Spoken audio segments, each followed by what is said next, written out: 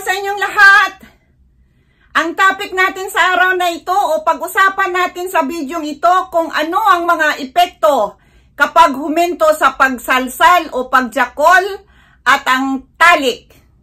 So, narito po ang mga maaaring epekto sa katawan kapag inihinto natin ang pagjakol o ang pakikipagtalik. So, narito po ang mga iilang epekto sa katawan.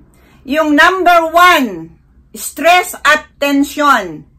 Ang kawalan ng salsal o talik ay maaaring magdulot ng stress at tensyon sa ilang mga tao. Ang pagsalsal ay napakahalaga para mawala ang dinadalang stress at mapabuti ang mood ng lalaki o mababae man. So yan po yung number 1 guys, stress at tension. Kapag wala po tayong regular na pag-masturbate o pakikipagtalik, ito po ang magiging epekto sa ating katawan. Magkakaroon po tayo ng stress at tension. So, yan po ang number 1. Pero bago ko ipagpatuloy, ako po ay humihiling ng kaunting pabor na isubscribe ang maliit na channel ni Ate Stella ninyo para sa susunod at pakiclick na rin ang notification bell para sa susunod updated po kayong lahat sa aking mga videong ipapalabas. Guys, yung buhok ko po ay wig lang po yan. Black po yan. Sorry po. Okay, so number 2. Ano ang maging epekto kapag wala ng masturbation o pagtatalik? Magiging problema sa tulog. Ang pagpalabas ng tamod mula sa pagsasarili ay makapagbigay ng relaxation na makatulong sa mas mabuting pagtulog.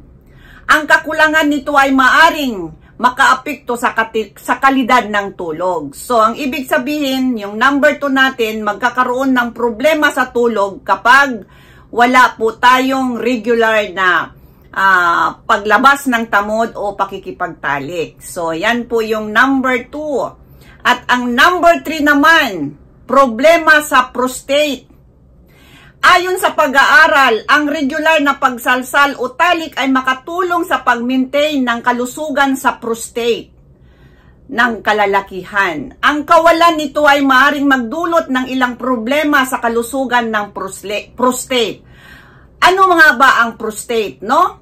Ang prostate ay isang glandula ng taglay laman ng mga lalaki. Ito'y makikita sa ilalim ng pantog at ang prostate o prostata ay gumagawa ng malagatas na likido na bahagi ng similya at nagpapakain sa similya. So, isang similya, semen, at nagpapakain sa sperm. Yan po yung tawag dito, yung prostate na sinatawag, no? Nasa ilalim ng pantog. Diyan po nanggagaling yung mga malagatas na likido na tinatawag na semen o sperm na tinatawag.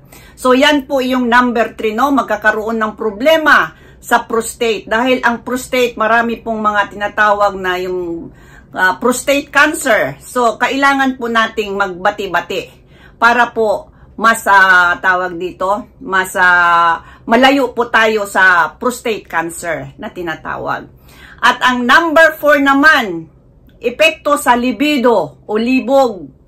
Ang kakulangan sa salsal at talik ay maaring magdulot ng pagbaba ng libido o pagnanasa sa sexual sa ilang tao. Ang pagjakol ay isa sa mga paraan upang mapanatili ang kasiglahan sa sexual na buhay. So, yan po yung number 4, kakulangan sa jakol ay maaaring magdulot ng pagbaba ng pagnanasa sa sexual. At ang number 5 naman natin, sakit sa ulo at kalamnan. Ang kawalan ng paglabas ng similya o tamod ay may epekto sa katawan tulad ng pagsakit ng ulo at kalamnan. Kapag nilabasan ang lalaki o babae, ito'y naglalabas ng iba't ibang chemical sa utak tulad ng endorphins na tinatawag na maaaring makatulong sa pagtanggal ng sakit sa ulo at pag-relax ng kalamnan. So napaka halaga po pala na tayo ay mag-orgasmo ang ibig sabihin. So, wag po nating itigil o magkaroon po tayo ng regular, no? Pero, mahalaga na tandaan na ang mga epekto na ito ay magkaiba-iba, depende sa individual, at ang paghinto ng pagsasarili ay personal po na decision. So wala po tayong pwedeng pag-usapan dyan kung personal niya na ayaw niyang magsalsal o makikipagtalik, ano? So yan po yung number 5, sakit sa ulo at kalamnan.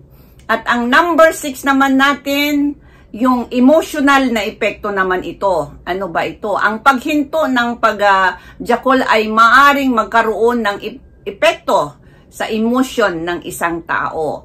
So, nandyan na yung iba-iba na, no? Pag sinabi kasi nating emotion, so, depende po yan sa tawag dito, sa individual. So, wala po tayong pwedeng ano dyan dahil iba-iba po ang mga kalalakihan kapag sila po ay nagkaroon ng emotional na epekto. So, hindi po natin, kung ano man sa kanya, dito hindi naman din malakas, dito naman light lang, mild lang. So, yan po yung tinatawag na emotional na epekto, no? Kapag hininto ang tawag dito, ang pagsalsal na tinatawag. So, guys, itong ano natin ngayong araw na ito, ay akin lang po itong mga nasaliksik at galing lang po sa aking medical encyclopedia dito sa Japan.